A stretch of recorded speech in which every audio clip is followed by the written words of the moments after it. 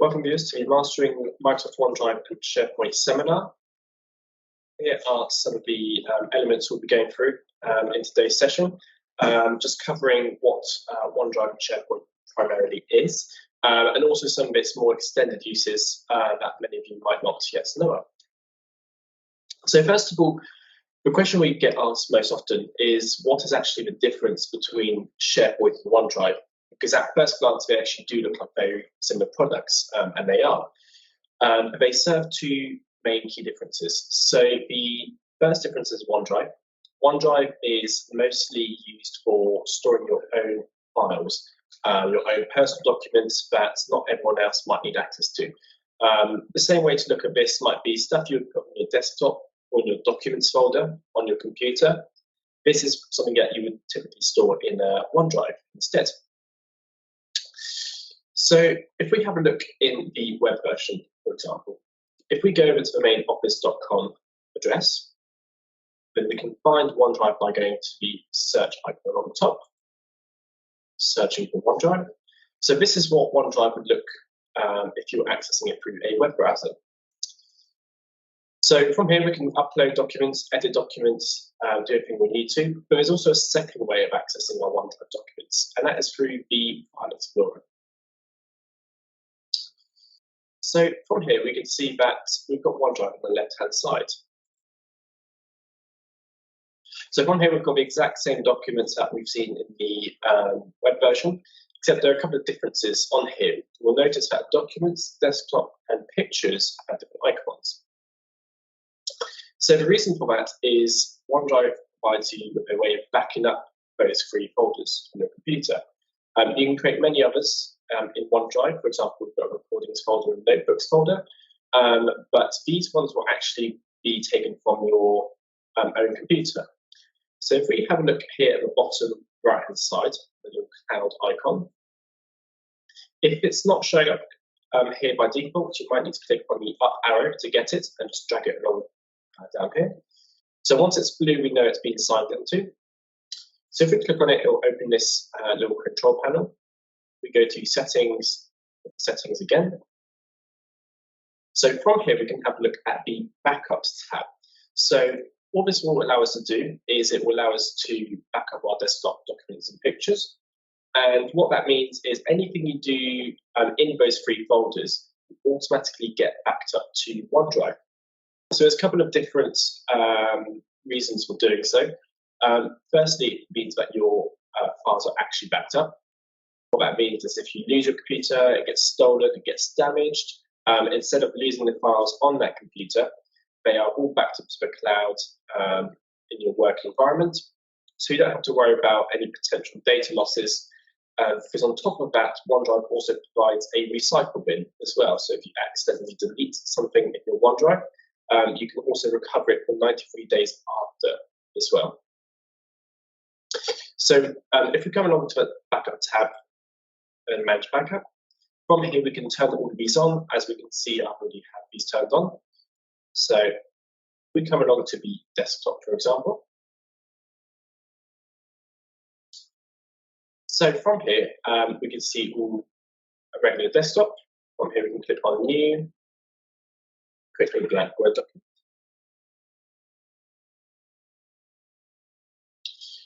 So if we come along down the bottom right-hand side again, we can see that this test document has just been uploaded to OneDrive. So this is how we know that our files are actually being backed up. So if we go down along here, this panel here acts as a sort of activity log of what has been happening in your OneDrive. Every time you rename a file, upload a file, or delete a file, you'll find a copy of that log down here. If you find a file that's taking a little bit longer than expected to upload, you can come along at the bottom here. There will also be a couple of spinning icons if there is activity going on.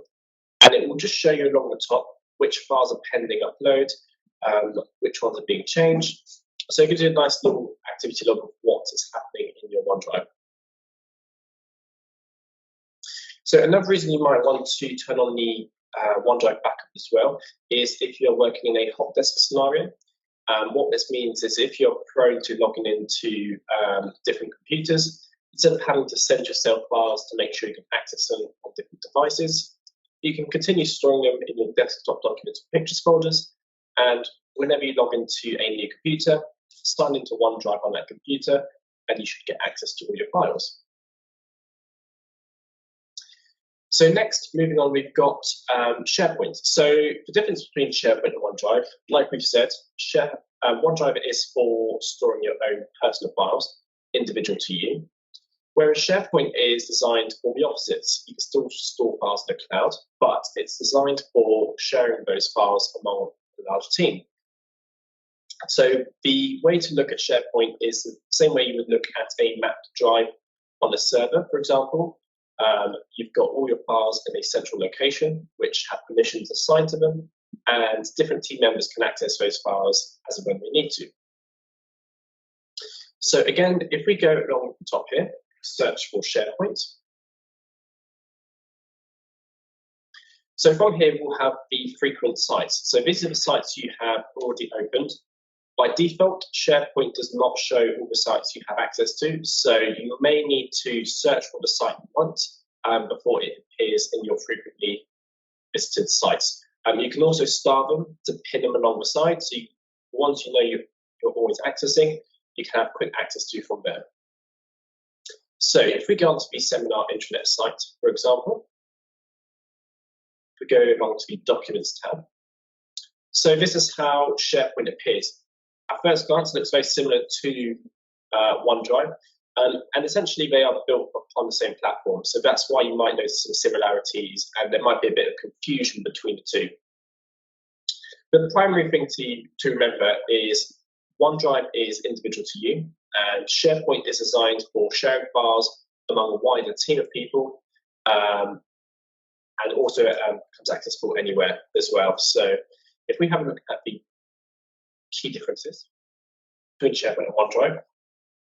So both products offer on-the-go file access. So both are designed for being accessed on the cloud, anywhere in the world, without the use of a VPN. It can be accessed through a web browser or through your desktop as well. So OneDrive is personal to you, as we've mentioned, whereas SharePoint is designed to be working collaboratively among a wider team of people. And like I've mentioned before, OneDrive can also be used to back up the computer files in your desktop, documents, or pictures folders. So what is the difference between SharePoint and an actual server system as well, map drives? So SharePoint on your computer appears on the left-hand side, just like OneDrive, but instead it appears with your company name instead. So and then it appears with a folder that you've decided to sync. So in our case, in the seminar intranet site, there's a folder general, and I wanted to get access to this on my computer. So I've done the sync button along the top, which we'll come back to later, and it's made it appear in the left-hand side. So the difference between SharePoint and OneDrive, SharePoint and servers is firstly, SharePoint is designed to be accessed without the use of a VPN. So you can access that anywhere you want, whereas if you want to access your files on the server outside of the office, you would need a VPN to do so, or some other form of remote access.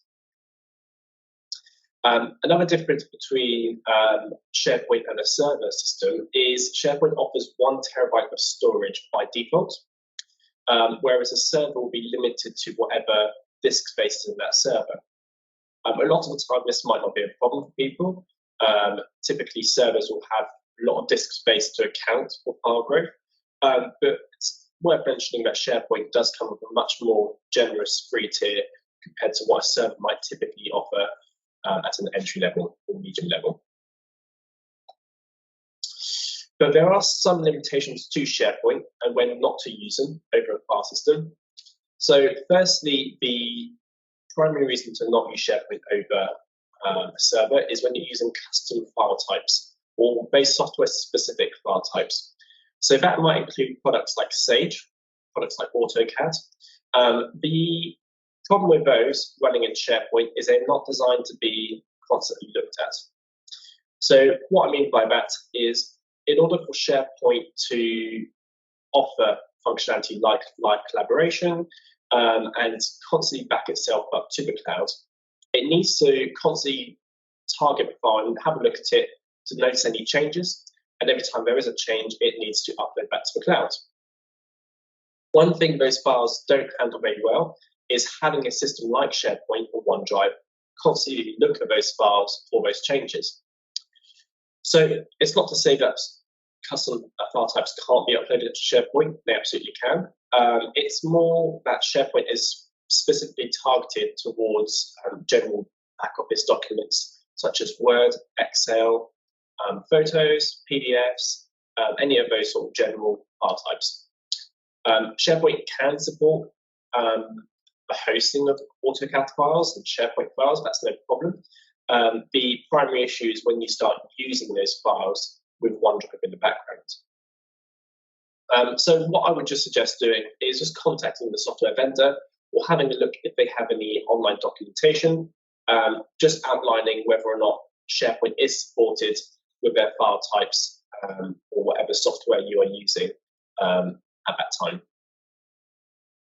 The other limit to SharePoint is a little bit less known, but it's a path limit of 400 characters. So what is meant by that is if we go to SharePoint on the web, so we have this general folder, this will act as a root folder. So SharePoint will take into consideration this file path right here. And you are limited on 400 characters of this file path. What this means is basically we cannot have much of a deep folder structure. So we can't have too many folders within folders.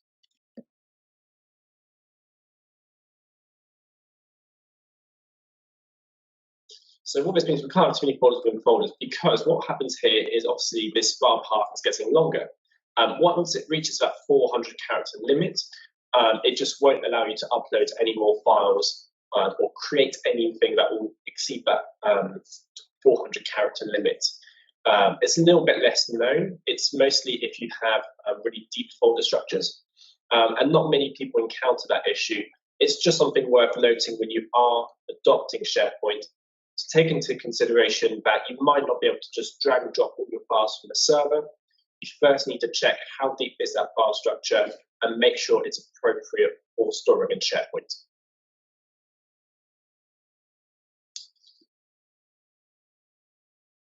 So like I mentioned before, SharePoint doesn't need any VPNs to access it. It can be accessed through a web browser or through your desktop. And again, through a desktop does not need a VPN.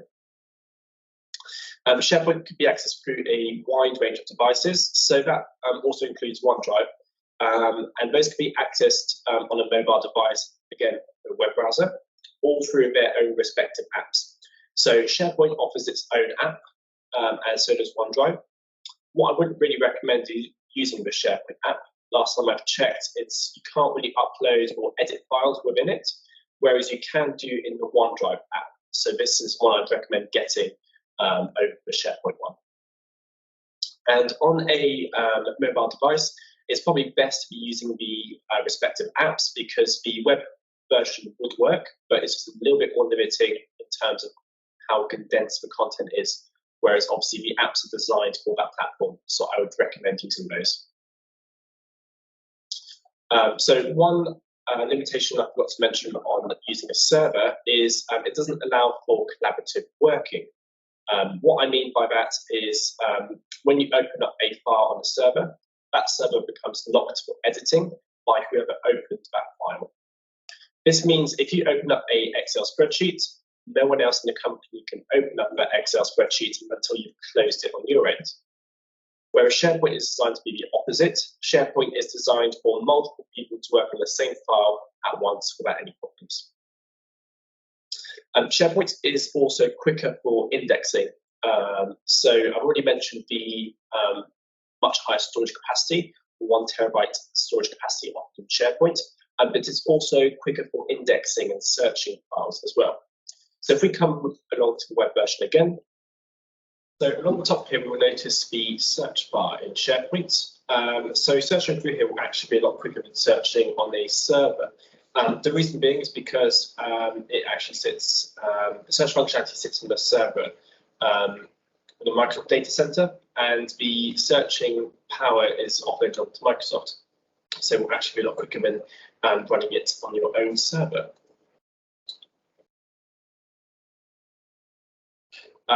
Lastly, SharePoint can also be backed up just like servers can as well. So there's not much difference there in terms of data retention.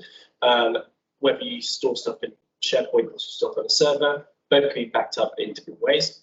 So on a server, we would typically back that up using our backup solution. And then SharePoint, we can provide the same for again as well. But SharePoint also offers a 93-day recycle bin as well. So anything you delete will be can be recovered within 93 days as well. Anything longer, and then we can do our own backup solution on top of that as well. So next, let's have a look at some of the features between SharePoint Online and SharePoint Desktop. So we've seen there's two ways of accessing it, but now let's have a look at some of the actual differences between those two ways. So firstly, the web way, which we've seen a lot of already. So obviously we can edit files through here. We can edit files, create files, and do whatever we need to do, same as on a desktop. So we can do whatever we want on here, but there are a couple of limitations compared to accessing it through the desktop version. So like we've seen in OneDrive, we can access it through the desktop version as long as we assign into this. And then we can do exactly the same for SharePoint as well. So along the top here, as I mentioned before, there's a sync option. And that is basically if we want to get it to appear left-hand side here. And that might be the most familiar way for people to access it. If you're used to working on a server already, then this might be the way you're used to accessing your files through your File Explorer on your computer. So this might be the way I would recommend most people use it, as long as you have the license to support it. What I mean by that is you can only use this if you have a business standard license or above. Anyone on a business basic license won't be able to use the desktop version of SharePoint. They'll only be able to use the web version. So once we've done the sync option, it will just appear on the left-hand side here. We can edit our files within here, create folders. As we've seen, anything I create on one will sync up to the other, and that will happen relatively in light time as well. But like I mentioned before, there are a couple of limitations on the web version compared to the desktop version. So by default, the web version will be more limited than the desktop one. So it's a bit hard to tell exactly what the limitations are, because Microsoft is constantly updating their web products to try and match the desktop ones. But obviously they're not quite as mature because they're relatively new comparatively. But there are a couple of documented differences between the two. So we might notice that the biggest difference is in Excel. That's where you will notice most of the limitations in the web version. So Excel on the web only limits your number of formulas you can use, the types of formulas. It's not quite as powerful as the desktop version just yet. That includes things like VLOOKUPs as well. Secondly is Word. Word is probably the one you'll notice the most similarities with. Word isn't really lacking in the web version as much as the desktop version. The primary difference between the two is how they will both look, which we will look at side by side in a bit. And lastly, PowerPoint just has a wider range of animations on the desktop version compared to the web version. So not a huge amount of differences unless you're using Excel, but it's just something worth noting. And also worth noting that we can't really document every difference because of how often Microsoft is updating their web version and their desktop versions as well. So like I mentioned before, the web version is very quick for searching and indexing files. So again, if we come along to the top search bar here, anything we search for will be run on Microsoft's end. They'll be the ones doing the searching. compared to if you're searching on your computer files. So, for example, this way here. If I search for the files along the top here, it will actually use my computer to do the searching. So you are limited by the speed of your computer at which you can search for the files. It's not a massive difference. You won't notice a huge difference in speed unless you've got a lot of files. Then that's when it might begin to struggle. So if you know you're trying to search for something as quickly as possible, I would recommend doing it through the web version as opposed to doing it on your computer. If you don't store more than 20,000 files in SharePoint, then searching for it on the computer should be fine. It might take a second or two to do so, but shouldn't take too much time. The other option in the desktop version compared to the web version is the ability for offline access. So what this means is the web version is reliant on you having an internet connection at all times to access these files. If that connection is lost, SharePoint won't be able to upload those files back to the cloud, and you might run the risk of losing your progress on that file if you don't gain connection back to the internet and you close that tab you've been working on. Whereas the desktop version, on the other hand, is designed for keeping those files offline and local to your computer. So you may have noticed this little status icon and column that you might not get on a site, for example. So what this means is it shows you the status of that file relative to your computer.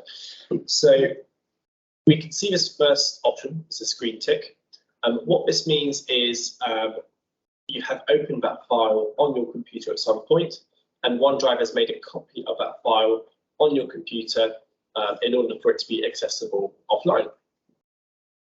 So if we come along here, have a look at this file, for example, it's got a little cloud icon. What this means is SharePoint has noticed that file exists in SharePoint, but in order to save storage on your computer, it doesn't download all files at the same time. So instead of clogging up your computer, you have to manually open the file before it can appear on your computer. Or we can also right-click on it and always keep on this device. So the difference between this option and just opening it is if you haven't used that file in a while, SharePoint or OneDrive will offload that file from your computer, delete the local copy, but keep the copy in the cloud. This is just a way of saving storage. Just means that you can open loads of files and you don't have to worry about trying to clear them off your computer to make space. OneDrive should just do that in the background, depending on how often you use that file. It tries to adapt on the frequency of how often you use those files and those folders. So you may not know, there's no set time on when it offloads those files off your computer. But if it is a file you know you need access to offline all the time, then I would recommend doing this option here. What this does is it downloads a file and makes it available to you at all times. So once I open this file,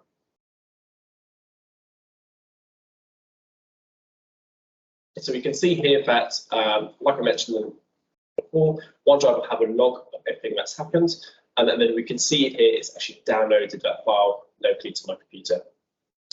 But once it's downloaded that file, I can continue working on it, but there's nothing I have to do. I don't have to remember to upload that to OneDrive. Once you start working on a file in OneDrive, it will automatically push those changes back to the cloud. So you won't have to upload it anywhere or manually click anything to save those changes. It should just happen automatically in the background. So another icon we might notice on the files is if we open up a Word document as a test, this little spinning icon. What that means is OneDrive is detecting changes to that file, whether you're making the changes or someone else is making changes, and essentially means that it is saving those to OneDrive. So we know that whenever a change is being made, this will be the icon it is given. Similarly, if you drag a file into OneDrive to upload it, and it's a relatively large file, you might get this little spinning icon for a while, just while it finishes uploading to the cloud. And we can also monitor the progress of that through here. If a file is still pending, a rather large file is still pending an upload, we can see the progress of that file along the top here. So we've noticed that I've stopped working on the file, but it's still got the spinning icon. So the reason for that is because we've still got it open. OneDrive still thinks it's being changed, pushed up in the background, but just because it's still spinning doesn't mean that file isn't saved. It just means that OneDrive is still listening out for any changes. But every time I put a keystroke in, that file will be pushed up to the cloud, so we don't have to worry about it still spinning. Once we close it, it should go green to indicate that it's no longer listening for changes, and all those changes have been pushed up to the cloud.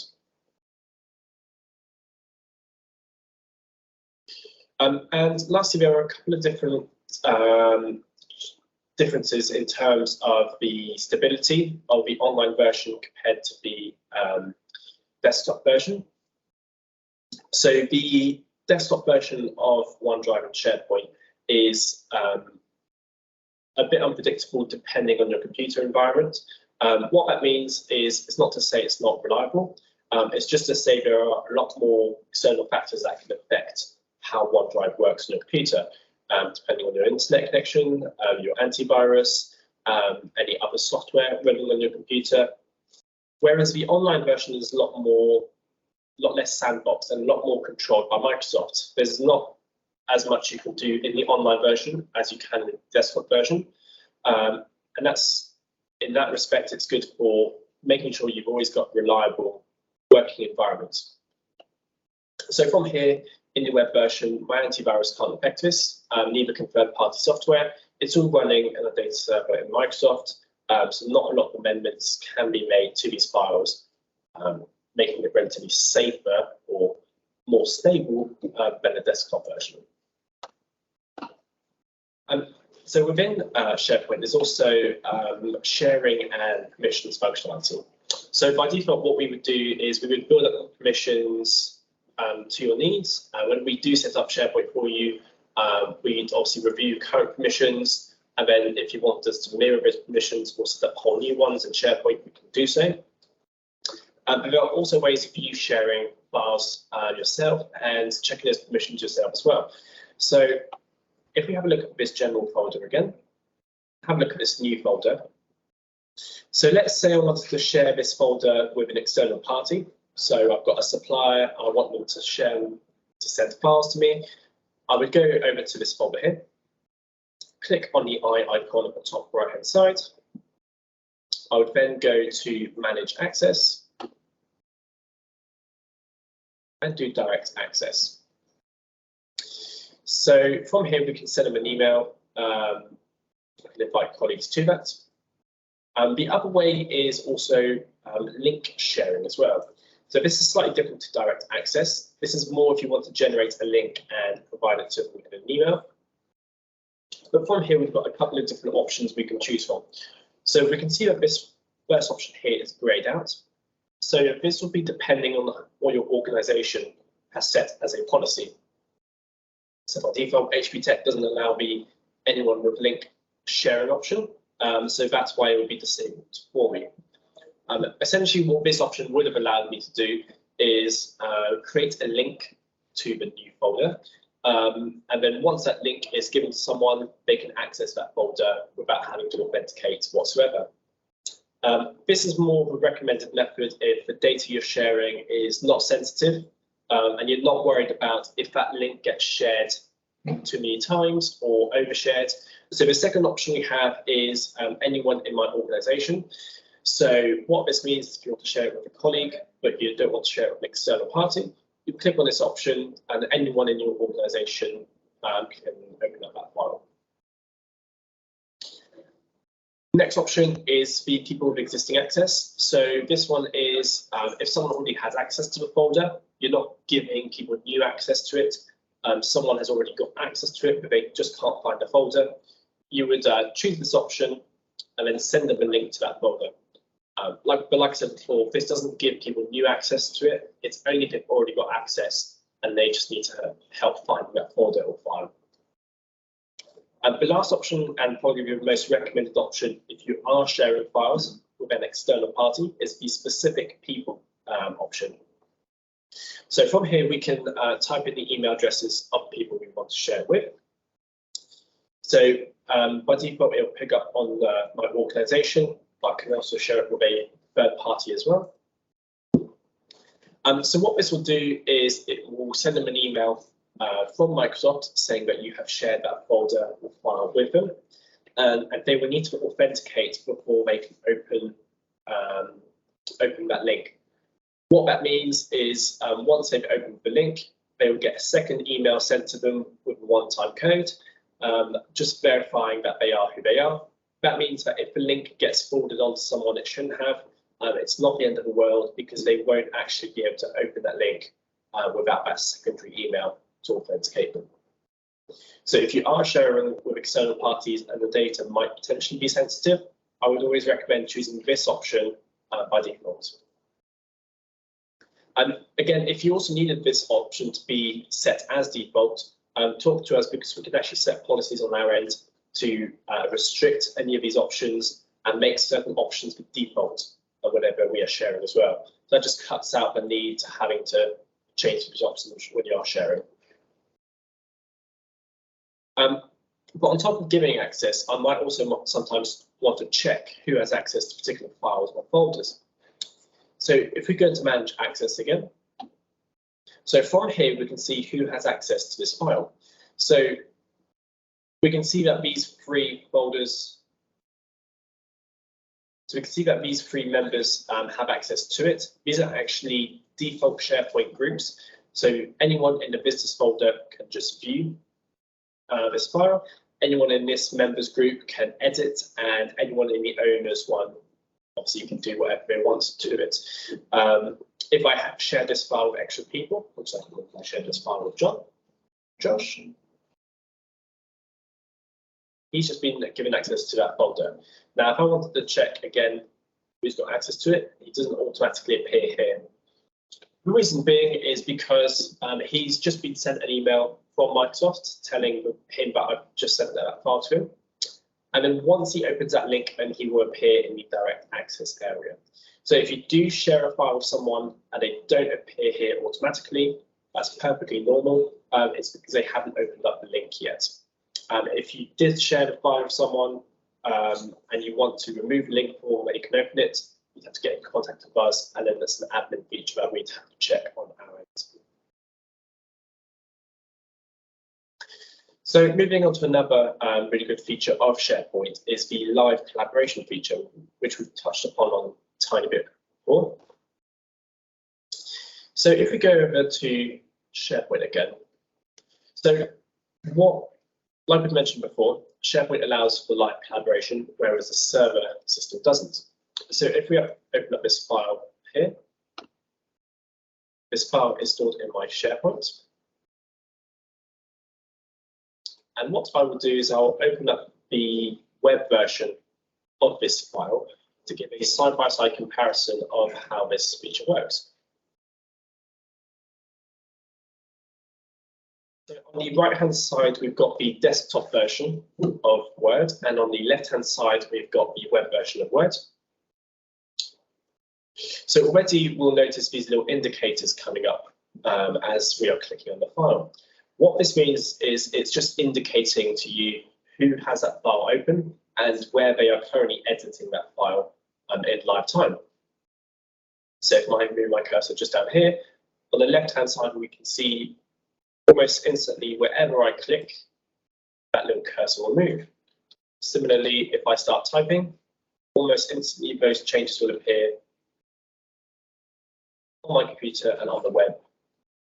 No matter which direction it goes in, OneDrive can handle those changes in live time.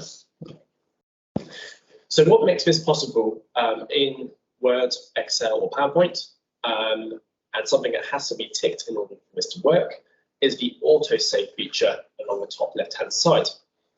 Not everyone has this turned on by default, so it's definitely worth checking whenever you do adopt OneDrive or SharePoint, not even for the live collaboration feature, just in general, it's good to have autosave turned on.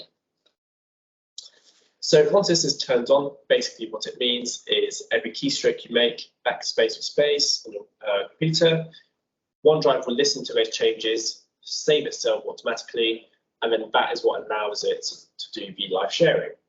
If we didn't have this turned on, every time we save manually a file to Word, and if someone is working on that Word file on their end as well, theirs might be more up to date, yours might not, and then you might get sync conflicts when you try and manually save it.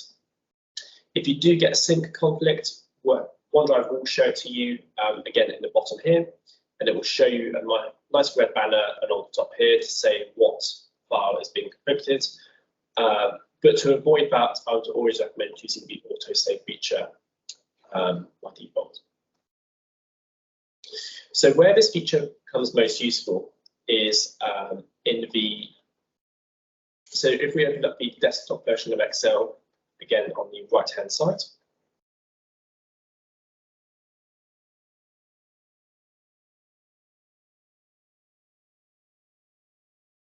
and we'll open up the web version on the left-hand side again. So this is where the live collaboration feature indicator becomes most useful. So in Excel especially, you might not see the changes you're making to a cell until you finish working on it. But as we can see in the web version, there's an indicator to show me someone is working on that cell, and if I hover over it, who is working on that cell. This basically just indicates to us that someone is working on it, and we shouldn't start working on it at the same time, otherwise it might override their changes, and again you might get some sync conflicts. So this is a really good useful feature of Microsoft to include. Basically stops people overriding each other's work, which can be a real big pain for some people. But we've also noticed that there's a bit of a sync delay, and that's fine. It will work relatively in live time, but it's also dependent on your internet connection as well. So what that means is if you've got a quite slow internet connection, the desktop version, you might notice a bigger difference. So like I said before, every keystroke, every stroke, every backspace on the desktop version you make, it will upload those changes to OneDrive. If you've got quite a slow internet connection or high latency, it's just going to take a couple more seconds to upload those changes to SharePoint or OneDrive, which is fine. But if you're working collaboratively in live time with someone, that's when you might notice the biggest difference and get affected by that a tiny bit. So it's just worth noting, if you're working somewhere really slow, you might want to work on the web version instead. The web version will be quicker at picking up those changes.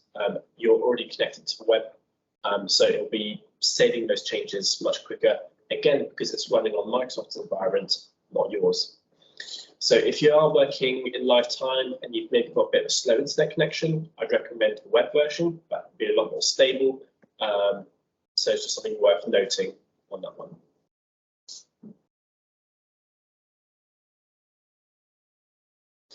So moving on to the actual different uses in SharePoint, because as great as it is to store files, it's also got a couple of different uses as well. So by default, SharePoint also comes with a home page as well. It comes with a default home page, but this one's just been edited a bit to be a bit more useful to how a company would normally use it. So we can see here we've got a couple of important news elements that we might want to showcase on first landing. Scrolling down, we've got a couple of different web elements as well, which we can integrate into our SharePoint page.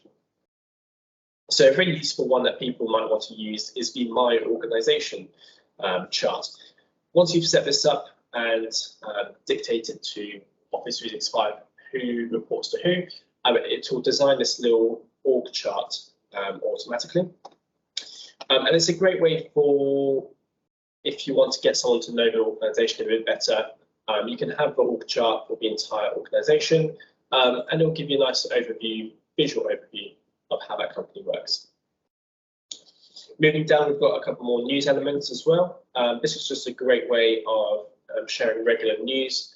And then anytime you put a news post on as well, you have the option to email that notification to employees so they are all made aware, which we'll touch upon in a second. So on the right-hand side, we've also got links as well. If your company is used to using regular web pages, or you might want to link this to another document section, it's great to have these listed out visually at some point on the homepage.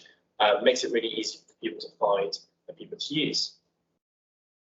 So in terms of what the actual use is for this, the main functionality for this would be to have a landing page for new employees. What that means is you can just give them a link to this page, and from here you can put different elements detailing how the company works, different policies, different links they should be made aware of. And it's also a great way for them to get used to the company sort of in a more visual way and learning about it. So if we move on to company news, for example, this element, we might want to create a new news post. So from here, we've got a couple of different templates that we can use in SharePoint.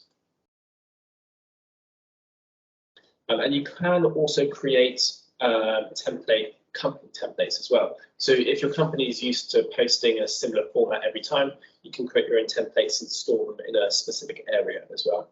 But for now, we'll just create a blank template.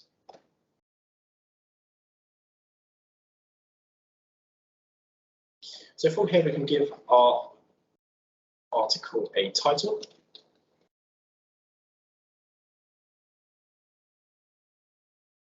We can assign this article to someone, so this can be maybe the author of the article or who the article is dedicated to. From here, we can add text elements, allows us to style it as well. But from here, we can also build up a lot more different elements as well. So from here, if we hover along the top, we can see there's actually a lot of different things we can add to this news article, not just a bit of text and a couple of images. So from here, we can add links to YouTube videos, and we could really style it to what we need to. We can also link it to folders or folder areas. So this is a great thing to do if you might want to have news about a new project, and then you want people to go and find those files for that project. You can post it as a news article, link everything you need to on that one, and it's a great way for people to avoid having to look through their emails for important information. They know they can go to the SharePoint dashboard and find it all there. So if we go back to the SharePoint homepage, so not everyone can do this by default. We will have to give you admin access if you did want it, but we can also do this for you. It's editing the homepage. So like I said, this is based on what I've created. There are a couple of templates you can use as well. But just like in the news post section, you've got the same elements you can use on here to basically customize the homepage to what you need it to do. There are a couple of third-party integrations you can use as well. They're not quite robust just as yet, but they are building up more third-party integrations just along the time. But SharePoint does offer a lot of good standard built-in ones that Microsoft have developed, which would be really useful to use and implement.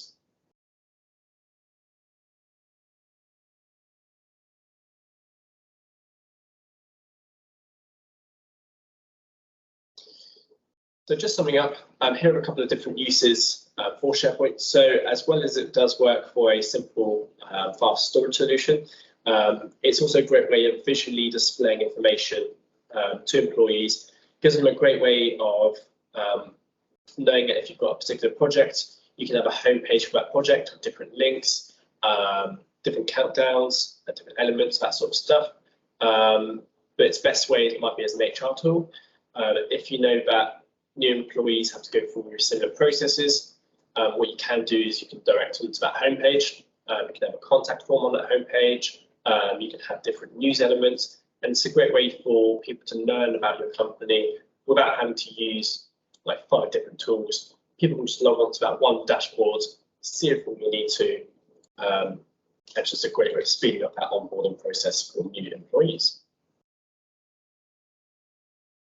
So next, we're actually going to look at how to integrate SharePoint into Teams. So if we come along the top here, I'm using web version as an example, but this would also work in the desktop version. So what we might want to do is we might want to link the homepage to Teams as well. Again, the reason for doing this would be just to sort of limit the amount of times people have to open up different tabs, different areas. This sort of goes back to the previous seminar we hosted, where I talked about how Teams can become the one-stop shop for your business needs as such. You can go to Teams and have access to all your resources from there. And you can do exactly the same for SharePoint as well. So you can link SharePoint to Teams, and instead of having to go through the web version or desktop version, you can edit and access your files through Teams instead. So we can link home pages to Teams as well. But another thing we can also link is something called SharePoint lists. So if we come along on the top here, on this little plus icon in any Teams channel. So if we search for a SharePoint list,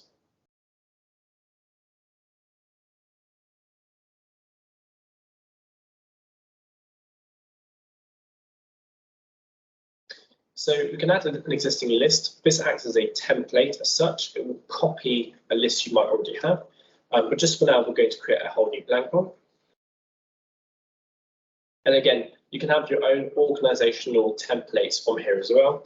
But Microsoft also provides a sort of a range of built-in templates that they've developed. So if I want to create a work progress tracker, in this scenario, I might have a SharePoint site dedicated to a new project, and I want to add a progress tracker to that site and link it to my files as well for that particular project. So this will give you an overview of how the project tracker will work, but we can use this template, customize it to our needs. We can also heavily edit it once it's being created as well.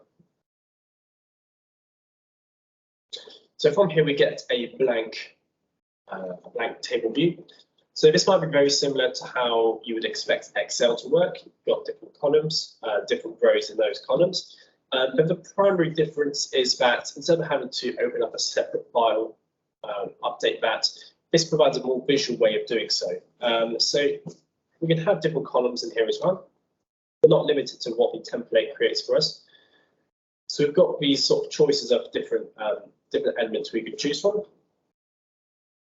Then once we do create one, this is how we would fill it out.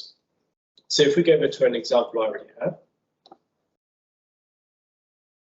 So from here, we can see these different rows, and we've got different drop downs, different progress, and we can really customize it visually to make it a bit more appealing compared to using an Excel spreadsheet to track a progress, for example. And then we've also got attachments. So this is great. So if you want to have a project tracker and you want to track progress of different files, which are stored in Teams, you can attach these, and these will actually be stored in the Teams area.